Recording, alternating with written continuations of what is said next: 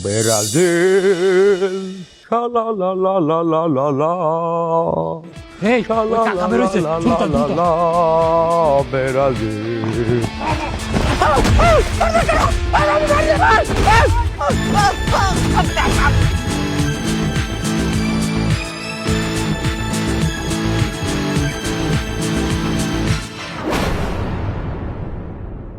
তোরা কি এটা ভালো কাজ করছো?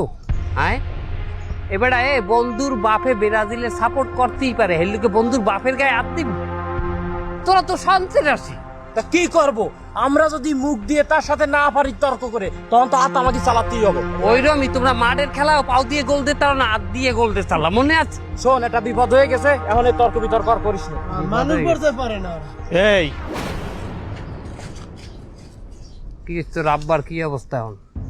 আব্বার অবস্থা বেশি ভালো না। আচ্ছা, তোরা যে এই কামটা করলি, এতে কি আর্জেন্টিনার কোনো লাভ হয়েছে? না, কোনো লাভ হয়নি। আর্জেন্টিনা কি বিশ্ব র্যাঙ্কিং এ 1 নম্বরে আগাইছে? না। তোরা ক, এইতে কি ব্রাজিলের কোনো লস হয়েছে? ওদিক এই কথা মারছে ওরা, কোনো লস হয় নাই ব্রাজিলে। এই 1 মাস খেলার লগে তোরা এই যে বন্ধু বান্ধবের মধ্যে এই যে ঝগড়াগুলো করতে আসছিস, 1 মাস পর খেলা ঠিকই শেষ হয়ে যাবে, কিন্তু আমাকে এই বন্ধু বান্ধবের মধ্যে কথা, বন্ধু বান্ধবের করা ব্যবহার, এগুলো কিন্তু আমাকে সবার মনে থাকতে যাইবে। ভুল আমাগই। খেলাধুলা হইলে এন্টারটেনমেন্ট, আমোদ ফুর্তি জায়গায় যদি আমরা সহিংসতা লই যাই তাহলে চলবে?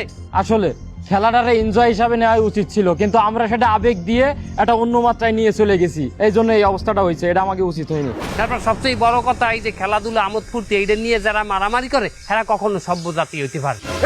তুই কি করলি?